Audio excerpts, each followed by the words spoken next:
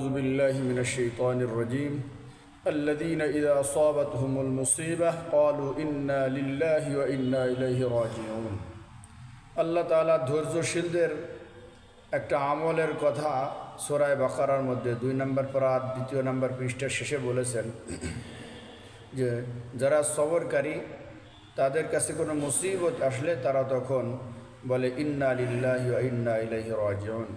নিশ্চয়ই আমরা আল্লাহর গোলাম, আল্লাহর বান্দা, আল্লাহ আমাদের মালিক, ওয়া ইন্না ইলাইহি রাজিউন, আর আমরা সকলে তারই কাছে প্রত্যাবর্তিত হব, তারই কাছে আমাদের ফিরে যেতে হবে।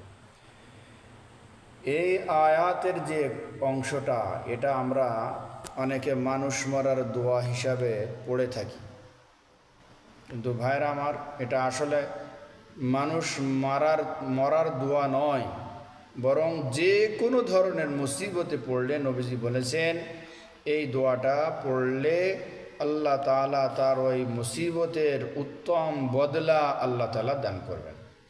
এজন্য শুধু মানুষ মরে গেলেই, মরা খবর শুনলেই ইন্না লিল্লাহ পড়তে হয় তা নয়। আপনার পায়ে কাঁটা বিঁধে ফুটে গেছে, আপনি বলেন ইন্না লিল্লাহ।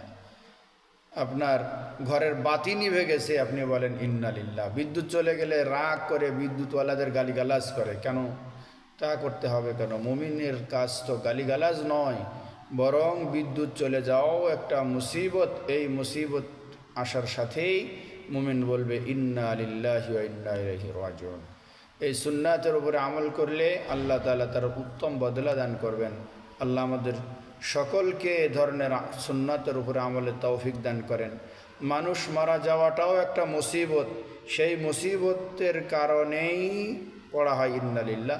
এটা মানুষ মারা যাওয়ার দোয়া নয়, এটা মুসিবতে পড়লে, মুসিবতের কোনো খবর শুনলে তখন পড়ার একটা দোয়া। আল্লাহ আমাদের বুঝার এবং আমলের তৌফিক দান করেন, আমিন।